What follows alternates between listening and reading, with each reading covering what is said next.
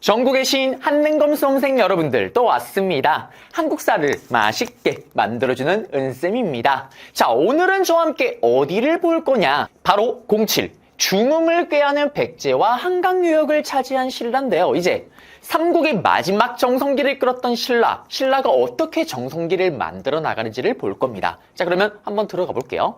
자, 이거는 교재에 있는 표이기도 하고 제가 강조하는 표이기도 한데요. 자, 지금 보시게 되면 파란색 백제왕 2명 있고요. 무령왕, 성왕, 그리고 녹색에 지증왕, 법흥왕, 진흥왕 3명의 왕이 있습니다. 무령왕의 아들이 성왕이고요. 지증왕의 아들이 법흥왕이고요. 법흥왕의 아들이 없었기 때문에 법흥왕의 동생의 아들이 진흥왕입니다. 즉, 지금 이 5명의 왕이 동시간대에 같이 맞물려서 같이 움직이는 거예요. 그래서 여기를 같이 정리를 하셔야 되고, 특히 진흥왕과 성왕 같은 경우는 둘의 스토리가 있습니다. 이걸 묶어서 시험 문제 출제가 잘 돼요. 그리고 이 각각의 5명의 왕은 출제율이 다들 높습니다. 한 명 한 명당 출제율로 치면 높지가 않지만 이 5명의 왕이 쉽게 말하면 매 회차마다 빙글빙글 돌아가면서 한 명씩 나온다고 보면 돼요. 그렇기 때문에 여기 부분을 잘 잡으셔야지 한 문제를 잡을 수가 있다는 거. 자, 그러면 한번 들어가 볼게요. 일단 무령왕과 성왕을 먼저 판서로 잡고 다시 돌아올게요. 자, 그러면 무령왕인데요. 일단 이 무령왕 같은 경우는 백제 앞에 스토리를 또 한번 또 복습 정리를 좀 해야 되는데, 우리 지난 시간에 배웠었잖아요. 장수왕, 고구려. 우리 아버지 강개토 대왕이 북쪽 땅을 다 먹었네? 아하, 난 이제 밑으로 가겠죠요 라면서 수도를 국내성에서 평양으로 천도한 이후에 남진정책, 신라와 백제가 나제 동맹을 체결했음에도 불구하고 어떻게 장수왕을 특히 백제는 막아내질 못하고 수도였던 위례성 한성을 뺏깁니다. 이때 죽었던 왕이 괴롭게 죽었던 괴로왕. 그러면서 아들이었던 문주왕은 수도를 어디로 옮깁니까? 위웅사, 위례성 한성 롯데월드가 있던 잠실역을 날려버리고 그 다음에 어디로 뺏기고 웅진으로 천도를 했죠. 그 이후에 어떤 일이 벌어지냐? 고구려는 계속 힘이 강합니다. 그러면서 신라와 백제 같은 경우는 결혼 동맹을 통해서 나제 동맹을 더욱더 공고히 하기도 하지만 결국에는 고구려의 공격을 막아내지를 못하죠, 계속. 그리고 백제 같은 경우는 왕이 급작스럽게 죽었고요. 수도도 뺏겼습니다. 그러면서 그 뒤에 즉위했던 왕들이 하나같이 힘이 약해요. 실제로 몇 명의 왕들은 귀족들에게 의문의 피살을 당하기도 합니다. 그러면서 왕이 올랐던 게 무령왕이에요. 이 무령왕은 그럼 가장 먼저 해야 될 게 뭘까요? 왕의 힘이 거지 깽깽이 같잖아요. 왕의 힘을 강화시키기 위해서, 왕권을 강화시키기 위해서 일단 귀족들을 살짝 밟아줘야 됩니다. 그리고 귀족들을 살짝 견제를 해줘야 돼요. 그러면서 시험에 너무나도 잘 나오는 바로 22담로라는 거를 설치를 합니다. 이 22담로 설치는요, 여러분들 꼭 아셔야 되는 게, 무령왕의 업적 문제로 시험 문제 나오지 않더라도 다른 왕의 업적 문제가 나올 때 오답 선지로 그렇게 많이 활용이 돼요. 이게 뭐냐? 백제 왕들이 지금 의문의 피살을 당하고 있다니까요. 그래서 어떻게? 의심은 100%죠. 심중 100%입니다. 귀족들이에요. 그래서 그 귀족들을 견제하기 위해서 어떻게 하냐? 일단 지방에 22군데 직묘한 지역에 지금으로 치면 광역시 개념의 22담로를 만드는 거예요. 22개를. 그리고 나서 거기에 어떻게? 자신의 왕족들, 가족들이나 친척들, 왕족들을 파견시킵니다. 그러면서 지방을 감시하고 통제하는 거예요. 그러면서 왕권을 강화시켜 나가고 또 중앙에 있는 귀족들의 자기 홈그라운드도 지역이 있을 거 아니에요. 거기를 동시에 통제를 하는 거죠. 그러면서 왕의 힘을 강화시켜 나갑니다. 그리고 또 왕권 강화를 위해서 또 어떻게 하냐? 중국의 쌍둥반도 지역에 남쪽에 있던 왕조였던 남조와 미친 듯이 교류를 해요. 이게 왜 중요하냐?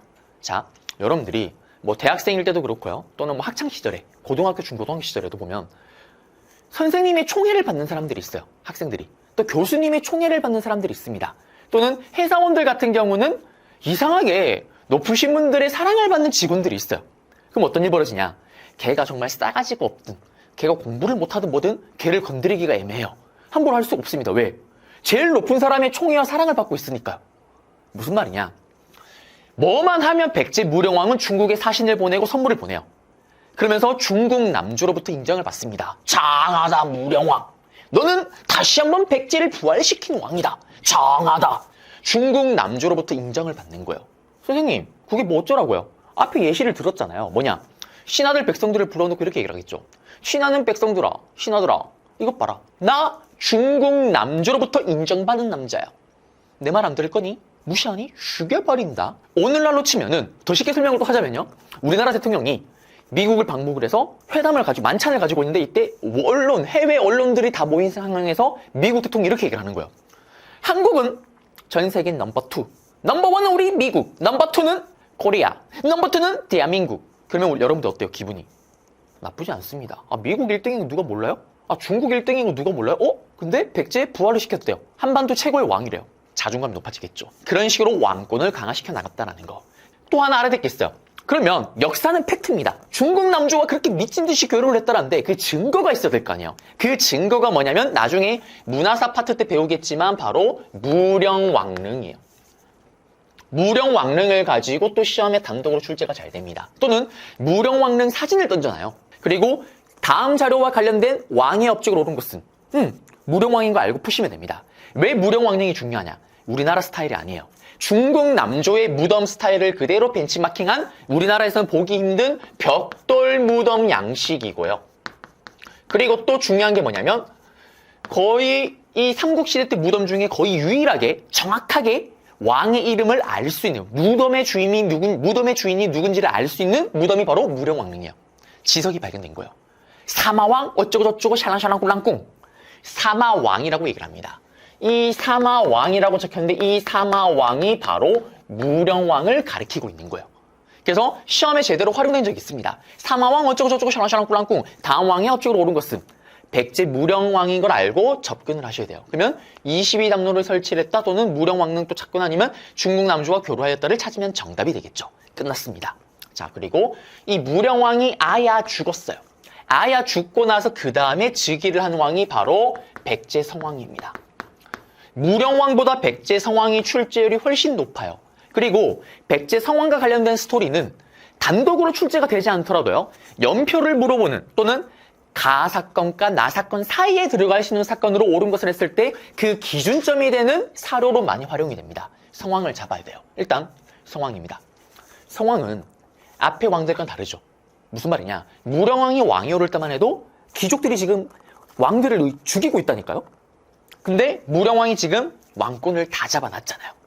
그리고 아들이었던 성왕이 왕에 올랐습니다. 그러면 왕권을 강화시킬 필요가 있다 없다? 없죠. 아빠가 다 왕권을 잡아놨잖아요. 그럼 이제 뭘 해야 될까요? 체제를 정비하는 거예요. 자, 그러면서 이 백제 성왕이 했던 게 뭐냐? 수도를 드디어 다시 옮기려고 합니다. 왜? 사실 위웅사 장수왕에게 개 털리고 옮겼던 웅진 급하게 수도를 옮긴 거예요. 나라를 뺏기고 나서 수도를 뺏기고 나서. 그러니까 일단 자리를 잡아놓고 대충 나중에 더 좋은 곳으로 이사를 가려고 했던 거예요. 근데 의문의 귀족들에게 피살을 당하니까 수도를 옮기지를 못했던 거예요. 그리고 시간이 흘러 왕권을 다 잡고 나니까 이제 성왕이 제대로 된 곳으로 정말 수도다운 곳으로 나라가 더 발전할 수 있는 곳으로 천도를 결정합니다. 그게 뭐냐? 마지막 수도죠. 위웅사 위례성 한성 잠실역 있는 롯데월드 거기서 웅진 그리고 마지막 사비로 천도를 합니다. 너무 중요해요. 사비로 천도를 해요. 근데 여러분들 이사를 하게 되면 여러분들 어떻게 돼요?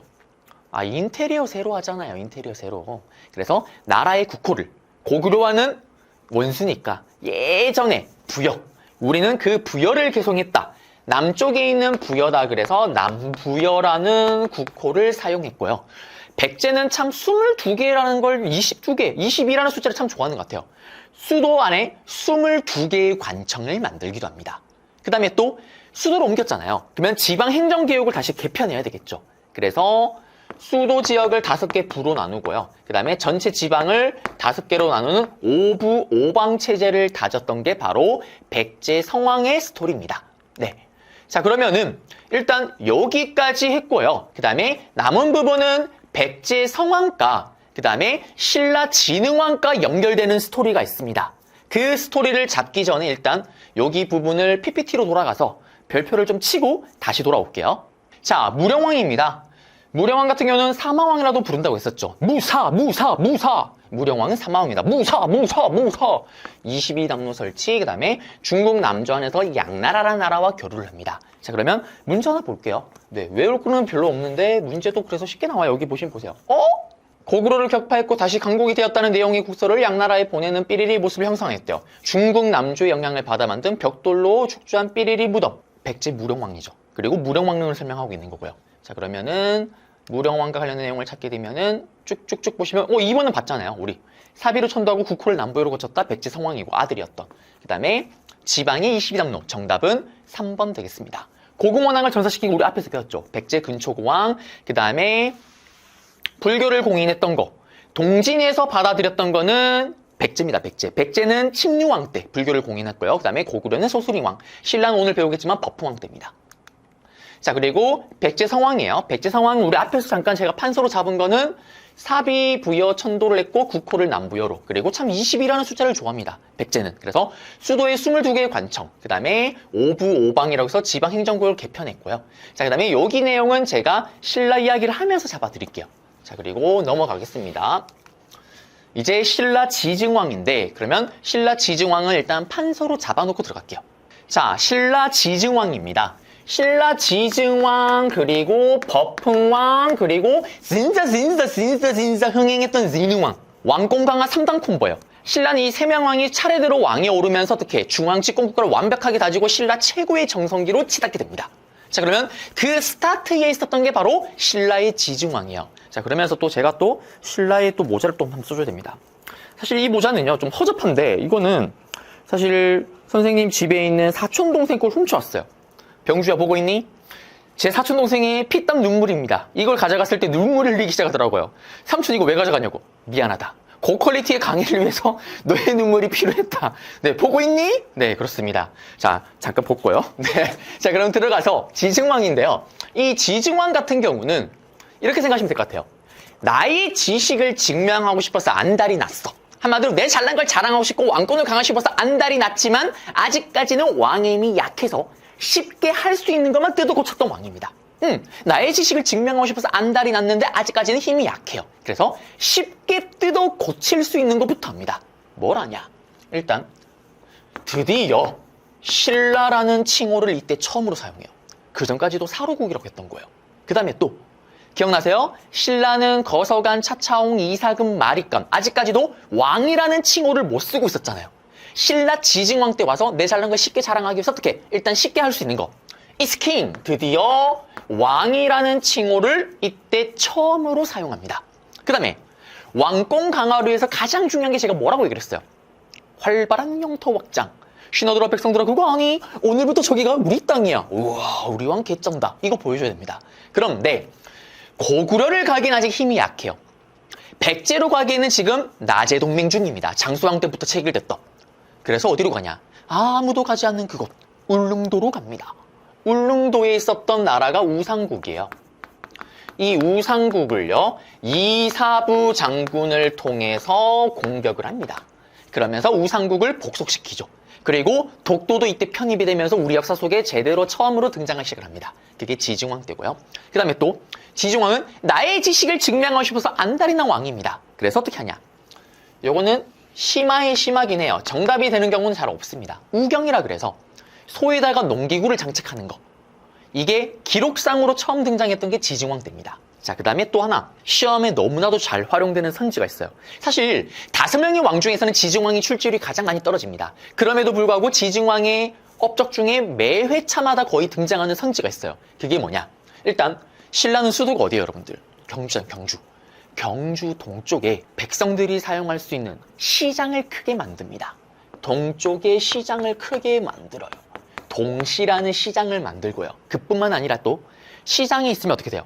꼭 상인들 중에 쓰레기 같은 상인들이 또 그렇게 있습니다. 어머님 이거 남는 거 없어요. 적자예요, 적자. 장난질을 치는 상인들이 너무 많은 거예요. 그래서 어떻게 하냐?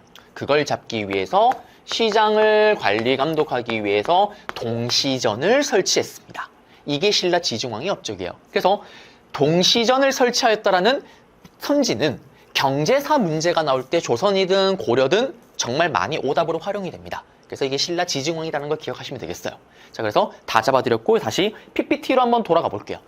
자, 보시게 되면 신라 국호, 그 다음에 마립간에서 왕이라는 칭호, 그 다음에 뭐 이거는 사실 크게 의미 있는 건 아니고요. 이사부로 하여금 울릉도를 복속시켰다? 중요하고요. 그 다음에 순장 금지는 뭐냐면 그거 아시죠? 우리 그 부여의 풍속 중에 하나 했었잖아요. 왕이 죽으면 살아생전에 부렸던 사람들을 같이 묻는 거.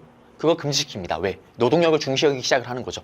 그 다음에 우경을 보급했고요. 그 다음에 여기 시장을 만들고 오픈을 시키고 그 다음에 시장을 관리 감독하는 동시전을 설치했다. 너무 중요하다고 얘기를 했었습니다. 자, 그러면 이제 지증왕과 관련된 문제 하나 풀어볼게요. 교재의 3번 문제인데요. 보시면은 밑줄근 왕이래요. 신라라고 한대요. 이름을. 하하하하 끝났습니다. 신라 국왕이라는 칭호를 올립니다. 왕은 이를 따랐대요. 신라 지증왕이죠. 지증왕의 업적을 찾게 되면은 2번 이사부를 보내 우상국을 복속시켰다. 나머지 지금 배운 거는 없네요. 지금은. 네, 그러면서 여기 내용 잡아드렸습니다. 이제 신라의 버풍왕입니다. 그러면 버풍왕의 업적을 또 판서로 잡고 다시 돌아올게요. 자, 이제 버풍왕입니다. 지증왕보다 버풍왕이 시험 문제로 봤을 때는 출제율이 한 단계 더 레벨업을 하는 거고요. 한 단계 더 출제율이 높아지는 거고, 그 다음에 이 버풍왕은 지증왕의 아들입니다. 자, 그리고 이 버풍왕 업적은 이렇게 생각하시면 될 것 같아요. 버풍왕은 신라에서 뭐와 관련된 왕이냐? 법으로 흥행한 왕이에요. 응? 신라 버풍왕은 법으로 흥행한 왕입니다. 그래서 신라에서 법과 관련된 거는 거의 다 버풍왕이라고 생각하시면 돼요. 자, 그러면 지증왕, 아버지가 왕권을 다져놓은 걸 바탕으로 또 아들은 체제를 정비를 합니다. 어떻게? 일단 먼저 율령을 반포해요. 법이잖아요, 법, 율령은. 오늘날의 헌법이라고 얘기를 했습니다. 왕이 만든 법이고요. 왕이 하고 싶은 대로 이제 신하들을 통제하고 어기면 벌을 줄 수가 있는 거죠. 왕권 강화를 보여주는 대표적인 거라고 얘기를 했었습니다. 근데 기억나세요? 율령을 반포하게 되면 법을 반포하면 법안에, 수많은 법안에 뭐가 들어가냐? 관리들의 등급을 매기는 관등제, 그리고 그 관리들의 등급을 매겼으면 각각 등급에 맞게끔 옷 색깔을 잡아주는 공복제도가 율령 안에 들어간다라고 얘기를 했습니다. 원플원처럼. 그거 아니 신하들아, 너의 관직은 이거야. 너의 권한은 요만큼이야. 나는 왕이잖아. 권한이 이만큼이야. 너랑 나랑 차이를 알겠니? 그리고 알니? 왕 나는 골드, 황금색 옷만 입을 거야. 너는 빨간색만 입어. 그게 너와 나의 클래스 차이야. 왕권 강화를 보여주는 거죠. 관등제 공복제도요. 체제를 잡는 거죠. 자, 그 다음에 또 이때 법으로서 또 뭘 공인을 하냐? 불교를 공인해요. 사실 삼국 중에 가장 늦게 불교를 받아들입니다. 귀족들의 반발이 가장 심했던 거예요. 신종교 불교가 들어올 때. 그러자 이걸 극복하기 위해서 어떻게 하냐? 2차돈의 순교를 계기로 불교를 믿지 않는 귀족들에게 하하 2차돈 이렇게 얘기를 하죠. 나의 목을 쳐라. 하! 나의 목을 치게 되면 어떤 일이 벌어지냐? 내 목에서 흰피가 콸콸콸콸콸 날 거다. 목을 쳤더니 흰피가 콸콸콸콸콸 그러면서 불교를 받아들이죠. 그리고 불교가 이때 공인됩니다. 이렇게 생각하면 돼요. 법으로 흥했던 버풍왕 신라는 법으로서 율령을 반포했고요. 맞죠? 법으로서 불교를 공인합니다. 그러면 고구려는 율령을 반포했던 왕이 누굽니까? 소수만이 법을 공인하고 만들면 되죠. 소수림왕. 백제는 고이고이 모셔라 고이왕. 그 다음에 불교 같은 경우는 신라 같은 경우는 법으로 공인했던 버풍왕 때. 고구려는 뛰어난 왕이 소수의 왕이 딱 공인시키면 됩니다. 소수림왕, 소름 돋았던. 백제는 또 침류왕 때. 자, 그리고 이제 또 뭐가 있냐면 법으로서 이제 관등제도를 만들었으니까 관리들의 등급을 만들면서 이때 신라의 여러 관직 중에 가장 높은 관직이 있어요. 그게 뭐냐면 상대등입니다. 왕가 상대하는 사람, 왕가 대등한 아이가 바로 상대등이에요. 이 관직을 만들어요. 요 안에 들어갔겠죠. 그럼 이거 만든 이유는 뭘까요? 상대등 그거 아니? 네가 제일 높은 귀족이고 네가 제일 높은 사람이야. 근데 너의 권한은 요만큼이야. 나는 권한이 이만큼이야. 나한테 대들 거야? 죽여버린다. 왕권 강화의 일환이에요. 그 다음에 골품제를 정비했다라고 얘기를 하기도 하고요. 그 다음에 또 중요한 게 뭐냐 하면 앞에 봤잖아요. 우리 앞에서부터 강개토대왕을 왜 우리가 그렇게 높이 봅니까? 활발한 영토 확장. 왕권 강화의 가장 중요한 건 활발한 영토 확장입니다. 그거보다 왕의 힘이 대단한 걸 보여주는 확실한 건 없어요. 오늘부터 여기는 우리 땅이에요? 끝난 겁니다. 뭐 내가 뛰어난 능력을 얘기할 필요가 없어요. 여러분들 한능금 합격했다? 친구한테 전화해서 나 합격했어 자랑할 필요 없이 그냥 카톡 푸사나 카톡 푸사 배경 또는 SNS에 탁 올리면 끝나는 거예요. 뭐 구차하게 얘기를 합니까? 맞죠? 돌아가서 이 신라 버풍왕이 그래서 만든 게 뭐가 있냐? 또 그런 일환으로요. 활발한 영토 확장을 위해서 만든 게 뭐가 있냐면 병부가 있습니다. 이게 기본에서는 시험 문제 아예 언급도 안 되는데 심화에서는 이게 정답으로 활용되게 돼요. 병사를 담당하는 부서예요. 국방을 위해서 군사를 담당하는 부서를 만드는 이걸 왕이 컨트롤하는 거예요. 왕이 이제 통제를 하는 거예요. 한마디로 국가의 군대를 왕이 완벽하게 컨트롤하기 시작을 합니다. 그러면서 이제 더욱더 활발한 영토 확장을 하겠죠. 그런데 백제로 가기에는 나제 동맹 중 장수왕 때부터 고구려를 가기에는 그래도 아직 좀 힘이 약해요. 그 다음에 울릉도로 가려고 봤더니 우리 아버지가 다 가버렸네? 난 이제 어디로 가냐? 기억나십니까? 가야로 가는 거예요. 그래서 가야 중에 기억나세요? 강개토대왕의 신라 요청을 받아서 갔던 외구 격퇴 과정 속에서 개폭망했던 금강가야. 망한 건 아니었습니다. 계속 있었어요. 다만 폭망을 했기 때문에 가야의 리더 맹주 자리를 내려놓고 대가에게 넘겨놓고 찌그러져 있었던 거예요. 그 찌그러져 있던 금강가야. 힘이 약화되고 숨만 쉬고 있던 이 금강가야를 멸망시킨 게 바로 법흥왕입니다. 그래서 금강가야 문제가 나올 때도 나올 수 있겠죠. 정답으로 되는 거. 가야 문제가 나올 때 정답이 되는 거. 신라 법흥왕의 공격으로 멸망당하였다. 정답이 될 수가 있죠. 또 반대로 법흥왕의 업적으로 금강가야를 멸망시켰다가 정답이 될 수가 있습니다. 그러면 시험에 나면 어떻게 나올까요? 뻔해요. 여기 있는 신라 법흥왕의 업적 중에 몇 개를 제시문에 둥 던져놓고 다음 자료와 관련된 왕의 업적으로 옳은 것을 했을 때 나머지를 찾으면 정답이 되는 겁니다. 자, 그러면 이제 다시 문제를 하나 풀어볼게요. 자, 일단 법흥왕의 중요한 거 다시 키워드를 복습할게요. 율령반포 안에 1+1으로 관리들의 등급 관등제 공복제도. 그 다음에 2차돈의 순교를 계기로 불교를 공인했고 법으로 공인했고요. 그 다음에 심화에서 이거 중요합니다. 병부라는 걸 설치했고 그 다음에 요거 하나 기억해 주세요. 연호인데 우리나라 최초의 연호는 뭐였어요? 강개토대왕 때 중국의 연호가 아니라 우리나라 연호를 처음으로 씁니다. 나는 이 즐거운 상황을 영원히 즐기겠어요. 영락이라는 연호라고 얘기를 했었죠. 이 연호가 뭐라고 얘기를 했어요? 나만의 애칭. 나 동진이는요 깜찍이에요. 연락 재수 없습니다. 지금 저를 촬영하고 있는 PD님들이 지금 초년도면으로 보고 있어요. 깜찍이에요. 죄송해요. 자, 저도 하기 싫었지만 해봤어요. 자, 근데 여러분 분명히 보고 계시는 분들도 연락 재수가 없어요. 근데 일단 참고 있습니다. 왜? 왕관까지 일단 갈 길이 멀어요. 저를 버릴 수는 없습니다. 이 정도 들었으면 이미 저에게 빠졌어요. 끝까지 가야 됩니다. 망해도 이미 저와 함께 망해야 되는 거예요. 가야 되는 거예요. 자, 무슨 말이냐면 나만의 애칭을 쓴다. 원래는 중국의 연호를 따라 쓰는 거예요. 근데 나만의 애칭을 쓴다라는 거는 중국과 내가 대등하다. 중국 나한테 간섭하지 마라. 네가 뭔데 나한테 이래라 저래라는데 난 나만의 애칭이 있다. 건원. 나만의 애칭이 있다. 강개토대왕의 영락. 이 개념인 거예요. 그래서 법흥왕 때 건원이라는 연호를 사용했다. 요거 좀 기억해 주시고요. 그 다음에 상대등을 설치하기도 했었고 골품제를 정비했다. 이거는 모르셔도 되는 거고 그 다음에 활발한 영토 확장. 병부를 만든 걸 바탕으로 병사를 통제하는 걸 만들었으니까요. 금강가야. 가야 중에 초기 가야혁명의 맹주였던 금강가야를 멸망시켰다. 네, 그리고 사료도 하나 볼까요? 여기 보시면은 김구애 샬랑샬랑 꿀랑꿀 나는데 여기 김무력 있죠. 김무력이 누구냐면 그 유명한 김유신의 할아버지예요. 김유신의 할아버지. 네, 금강가야의 왕족 출신이죠. 여기 보면 법흥왕의 예로서 다 했다. 이 사료를 주고 다음 자료와 관련된 왕의 업적, 밑줄근 왕의 업적, 밑줄근 왕, 여기 왕 끄버리겠죠. 그러면 법흥왕의 업적인 걸 알고 문제를 푸셔야 됩니다.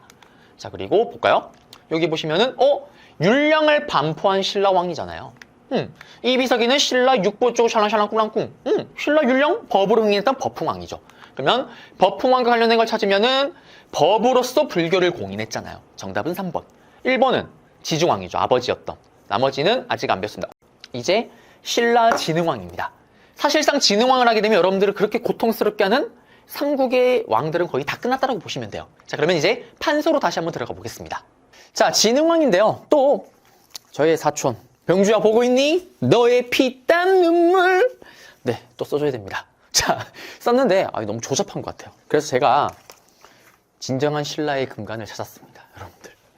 짜잔! 신라 진흥왕입니다. 자, 지금부터 이제 신라 진흥왕을 한번 들어가 볼 건데요. 진짜 흥행했던 왕입니다. 신라 역사상 최고의 정성기를 이끌었던 왕이고요. 우리 앞에 봤던 지중왕의 아들이었던 법흥왕의 아들이 없었습니다. 그래서 법흥왕의 동생의 아들이 왕이 오르는데 그가 바로 진흥왕이죠. 그러면 진흥왕은 왕이 오르자마자 뭘 했냐? 앞에 두 명의 왕이 왕권을 다 잡았잖아요. 그러니까 이제 또 체제를 정비하면 돼요. 그리고 더 큰 전쟁을 준비합니다. 가장 강력한 왕권 강화를 보여주는 거, 활발한 영토 확장. 활발한 영토 확장을 하려면 뛰어난 인재들이 필수겠죠. 그래서 그 인재를 기르기 위해 뭘 하냐?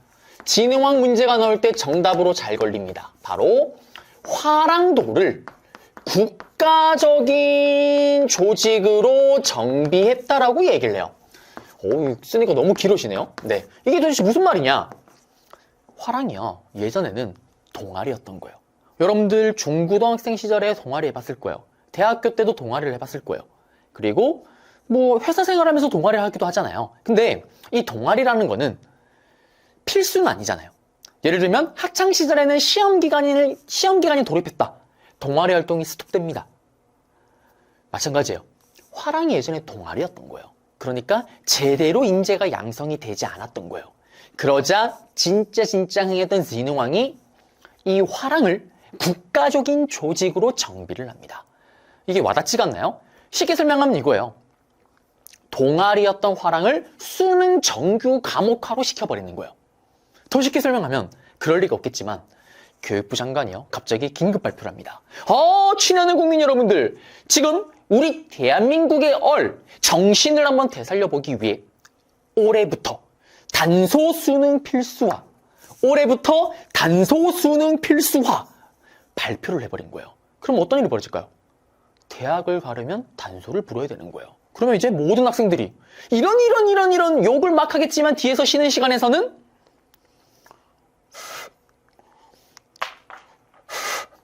분필을 떨어뜨려가면서 정열적으로 하는데 잠시만요. 그렇습니다. 어쨌든 저는 대학을 가긴 걸른 거예요. 그럼 대학을 못 가겠죠. 이것처럼 단소를 만약에 근래 걷겠지만 수능 필수화 10년을 하게 되면 어떻게 될까요? 미라클 같은 일이 벌어집니다. 아마 우리나라 전 국민의 90%가 단소를 소리를 낼 수 있게 될 거예요. 그게 수능 필수의 무서움입니다. 다시 돌아가서 화랑을 국가적인 조직으로 정비하니까 당연히 뛰어난 인재들이 배출되겠죠. 그때 대표 인물이 바로 김유신 관창입니다. 이런 인재를 바탕으로 활발한 영토 확장을 준비를 하는데요. 근데 여기서 이제 또 시험에 잘 나오는 스토리가 하나가 있습니다. 진흥왕이 이렇게 왕권 강화를 펼치고 있는 동안에 백제의 왕은 누구였을까요? 우리 앞에서 봤던 백제의 마지막 정성기를 이끌었던 백제성왕입니다. 그리고 신라에는 진짜 흥행했던 진흥왕이 있었고요. 그리고 장수왕의 남진정책의 결과 지금 100년 가까이 나제 동맹이 이어지고 있는 상태입니다. 이때 백제성왕이요, 진흥왕에게 연락을 해요. 야, 진흥왕아, 너도 잘 나간다며? 야, 우리 같이 쳐들어가자. 어디로? 고구려가 가지고 있는 한강을 한번 뺏으러 가보자. 진흥왕이 오케이 콜! 그러면서 함께 군대를 끌고 쳐들어갑니다. 백제성왕은 한강 이남 지역을 공격하고요. 신라의 진흥왕은 한강 이북 지역을 공격하죠. 둘 다 최고의 정성기를 이끌고 있는 왕입니다. 그러면서 당연히 고구려부터 승리를 거두고요. 백제는 한강 이남을, 신라는 한강 이북 지역을 차지하게 됩니다. 이때 진흥왕이 큰 충격에 빠져요. 와, 쩐다. 이것이 바로 한강이구나. 왜? 한강을 단 한 번도 가져본 적이 없잖아요. 근데 처음으로 가져본 거예요.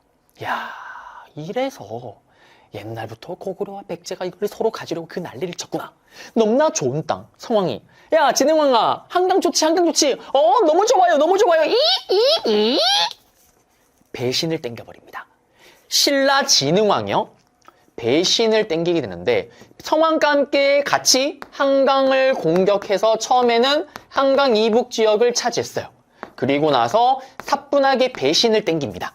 배신을 땡긴 이후에 한강 유역 전체를 독차지해버려요. 그러면서 장수왕 때 이후로 100년 동안 유지되고 있던 나제 동맹이 와장창창 깨져버립니다. 자, 그러자 백제성왕도 대단해요. 이것 봐라. 이 새끼 진흥왕 감히 나의 뒤통수로 후를 갈겨? 여러분들로 치면 100년 동안 친구였던 애가 뒤통수로 후를 갈긴 거예요. 부셔버려야죠. 백제성왕도 대단합니다. 총성비예요. 한강으로 안 갑니다. 나는 신라 경주로 쳐들어가겠다. 대규모 군대를 신라 경주로 투입을 시켜요. 그 경주로 가는 길목이 있습니다. 그 길목이 바로 관산성이라는 곳이에요. 이 관산성이 뚫리게 되면 신라 경주까지 하입했습니다. 그냥 그대로 들어가는 거예요.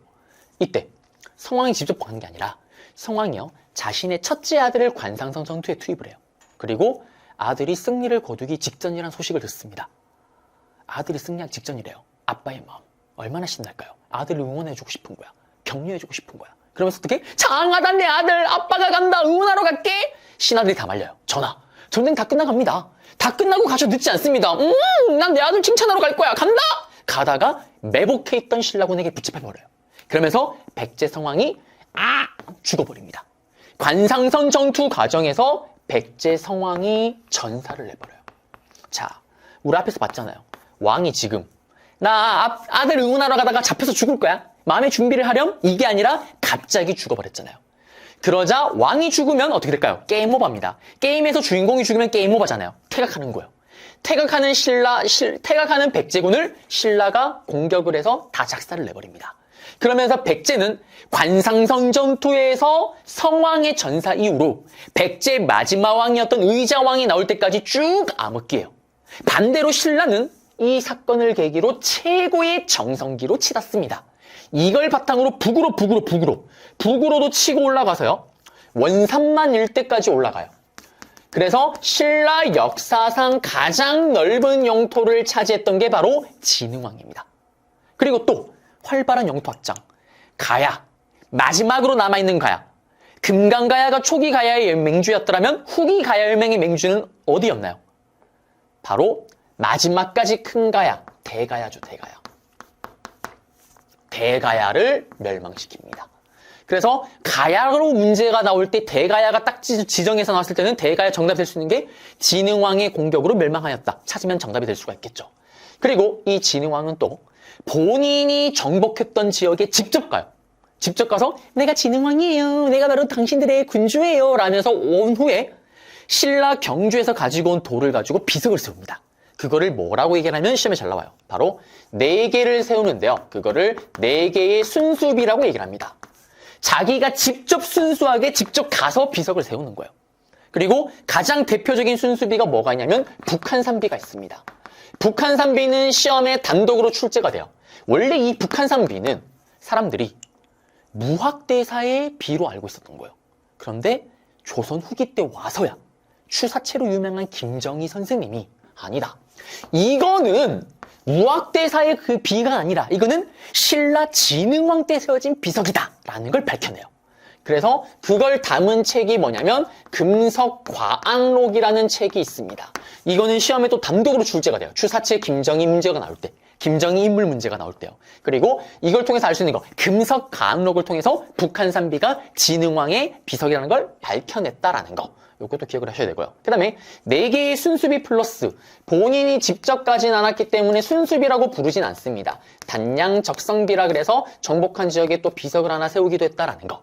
자, 우리 앞에서 봤잖아요. 내가 이렇게 잘난 게 많아요. 그러면 자랑하고 싶습니다. 잘난 거 있으면 자랑하고 싶어요. 제가 자랑하고 싶은 거 제 인스타 SNS 올린다고 얘기를 했었죠. 자랑하고 싶어. 그럼 뭐랄까요? 역사책을 쓰는 거예요.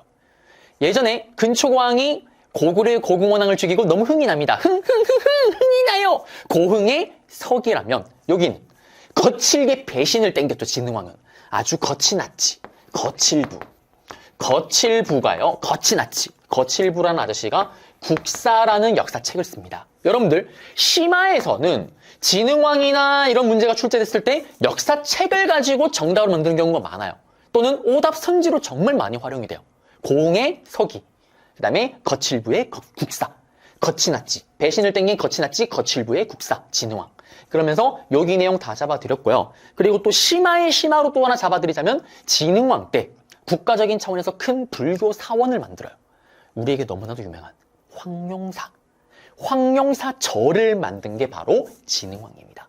그리고 그 절에 그 유명한 지금은 볼 수 없지만 황룡사 9층 목탑을 만든 건 좀 이따 볼 거예요. 선덕여왕 때고요. 자, 그리고 한강 유역을 독차지하면서 신라는 드디어 한강을 통해서 중국으로 다이렉트로 갈 수가 있었던 거예요. 예전에는 백제 때문에 못 갔고 예전에는 북으로 가면 고구려 때문에 못 갔었잖아요. 그래서 한강 유역의 요구도 선지로 잘 활용이 돼요.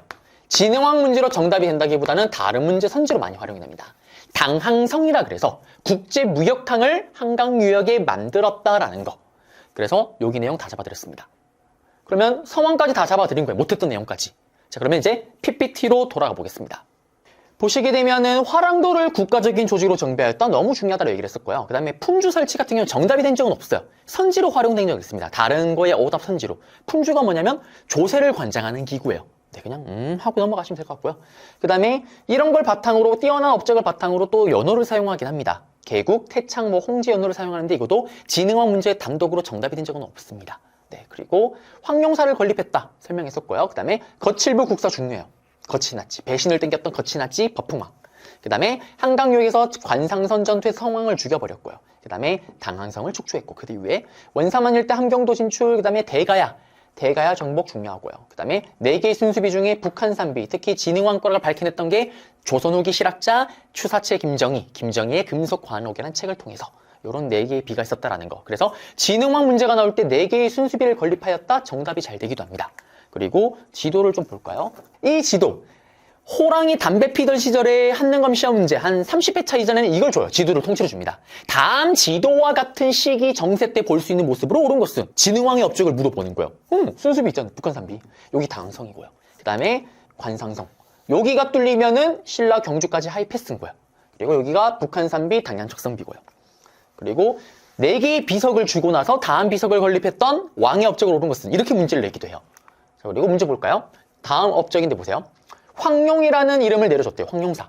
용이 등장했던 최고의 정성기를 이끌었던 진흥왕 때. 그 다음에 거칠부가 국사. 거치 났지. 진흥왕이죠. 진흥왕의 업적을 찾으면은 1번은 여러분들 배웠잖아요. 이건 어디입니까? 이거 지증왕이고 쭉 보면 4번에 화랑도를 국가적인 조제로 개편. 그 다음에 5번에 2차 돈의 순교, 이거는 버풍왕이죠. 신라의. 그리고 이제 2번 문제인데요. 요거는 이제 백제 성왕이에요. 백제 성왕인데 보세요. 어떤 왕이냐면 왕이 신라가 동북쪽 변경을 빼서 신주를 설치하였다. 이듬해 신라를 공격했대요. 그리고 몸소 보세요. 아들 칭찬하려고 딱 50명만 데리고 가다가 붙잡혔대요. 복병에. 죽었대요. 누굽니까? 백제의 마지막 정성기를 이끌었던 성왕이죠. 그래서 성왕과 관련된 걸 보시게 되면은 쭉 보시면 정답.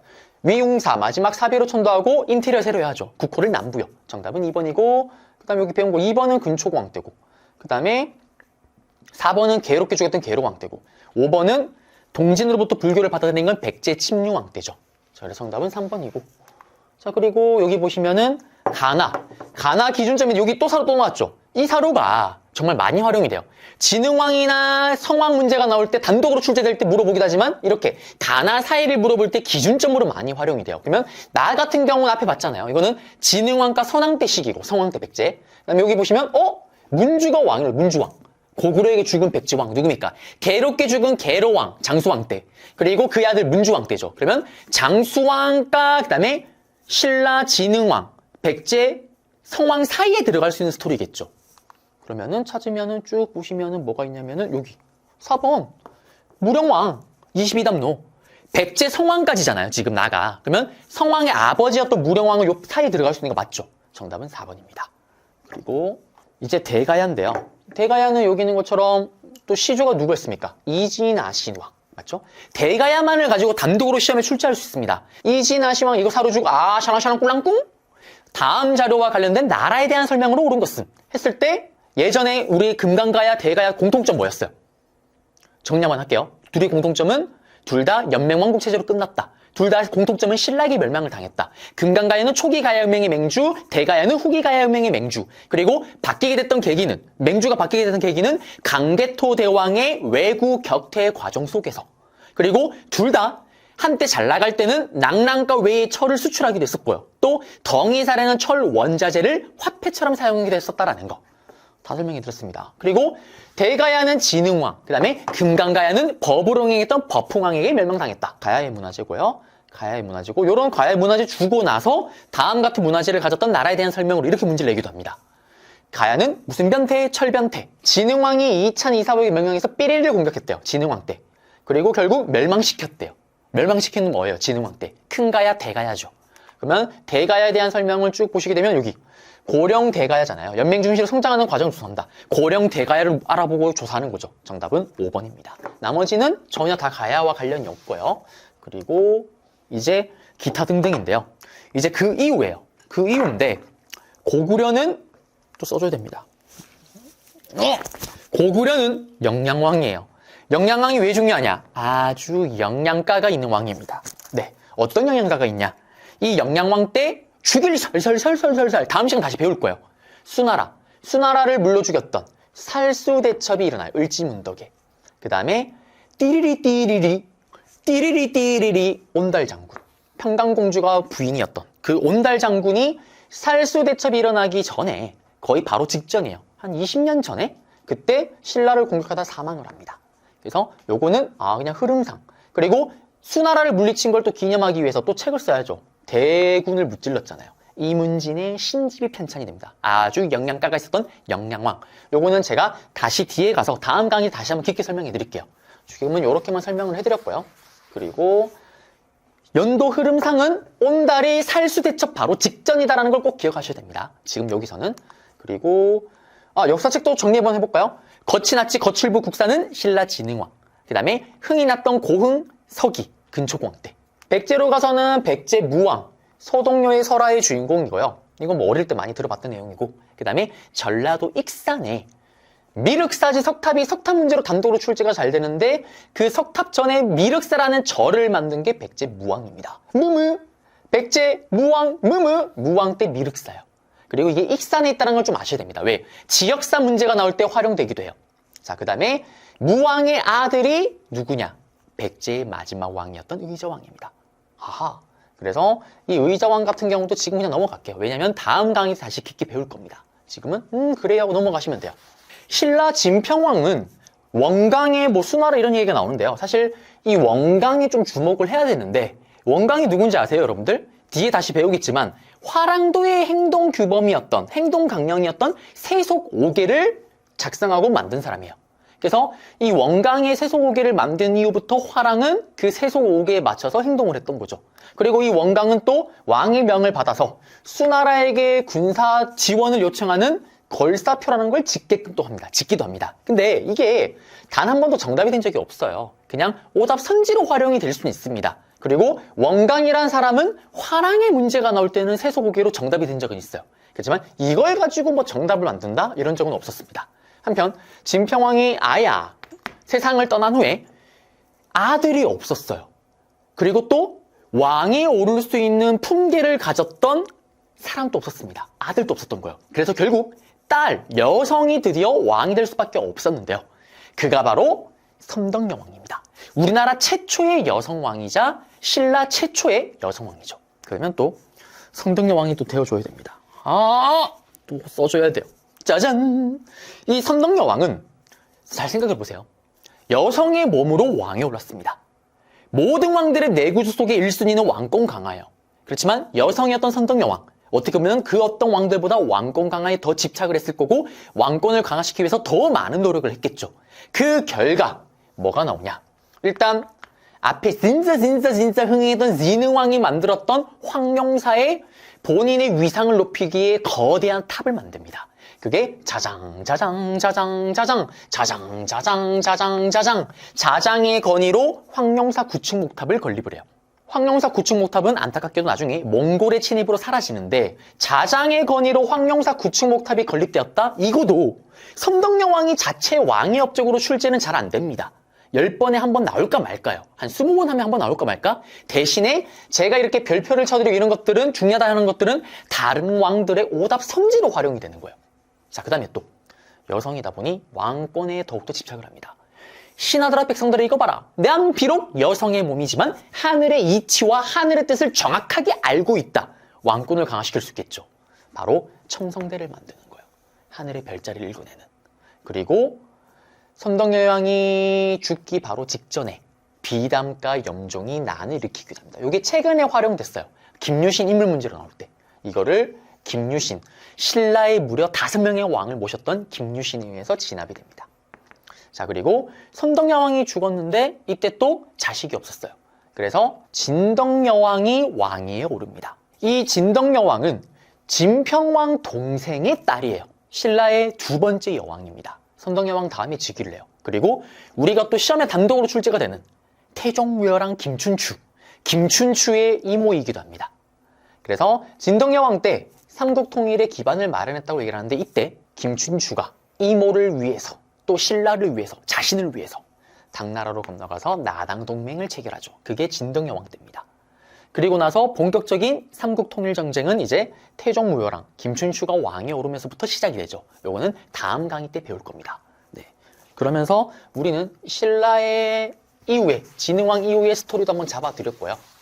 이제 중앙통치조직인데요. 자, 여기는 한 가지만 알면 돼요. 각 나라의 귀족 회의를 아시면 됩니다. 시험에 너무 잘 나와요. 또 선지로 너무 활용이 잘 됩니다. 고구려는 기억나세요? 큰가? 대가들이 최고의 귀족장, 부족장 이름이었잖아요. 그 가들이 모였던 죄가회의가 있었고요. 그 다음에 고구려 최고의 관직은 대대로, 또 대망리지가 최고 관직입니다. 한편 백제는 정사회의가 귀족회의예요. 실제로 다음 시간에 배우겠지만 의저항이 그 유명한 낙하하면서 삼천궁녀와 딸빙빙 했던 아름다운 스토리. 실제로 백제의 귀족들은 돌이 있는 곳에서 노는 걸 좋아했대요. 그래서 귀족들이 회의를 할 때 정사함에서 회의를 했다라는 거고, 신라 같은 경우는 여기 보시면 화백회의가 있습니다. 만장일치 제도예요. 그럼 시험에 나오면 어떻게 나오냐? 고구려 사료 던져놓고 다음 나라에 대한 설명을 옳은 것은 제거회의 정답, 요거 두 개 들어가면 오답. 신라 화랑도 샤랑샤랑 꿀랑꿍, 다음 같은 조직이 있었던 나라에 대한 설명을 옳은 것을 했을 때 화백회의 정답, 정사함, 제거회의 오답이 되는 겁니다. 이렇게 활용이 된다라는 거. 너무 활용이 잘 돼요. 여기서 딱 하나만. 이제 마지막이에요. 이겁니다. 최근에 한능검 심화에서 적극 활용하는 선지자 정답이에요. 고구려 문제가 나올 때. 고구려는 지방간을 보내는데요. 지방에. 그 지방간의 이름이 욕살이에요. 그리고 철역은지, 도사입니다. 똑같은 말로. 그래서 욕살과 철역은지를 지방에 파견하였다. 고구려 문제가 나올 때 그게 정답이 될 수가 있겠죠. 고구려 이야기가 맞으니까요. 또는 다른 나라 문제가 나올 때 이게 들어가면 오답이 되는 겁니다. 최근에 한 5회차, 6회차 이전부터 적극 활용되고 있는 선지예요. 기억을 하셔야 됩니다. 그리고 백제는 지방에 방영군장이라는 지방관을, 그 다음에 신라는 사신 도덕인데 이거는 활용되지 않고 요거 기억하셔야 됩니다. 그 다음에 여기 내용까지 하면 다 잡아드렸죠. 그 다음에 여기 지방체제는 백제 정도? 오부오방 누구 때입니까? 백제 성왕 때. 22담로 이거 누굽니까? 백제 무령왕 때다라는 거. 네, 그러면 오늘 강의는 다 끝났고요. 다음 강좌에서 뵙겠습니다. 여러분들 고생하셨습니다.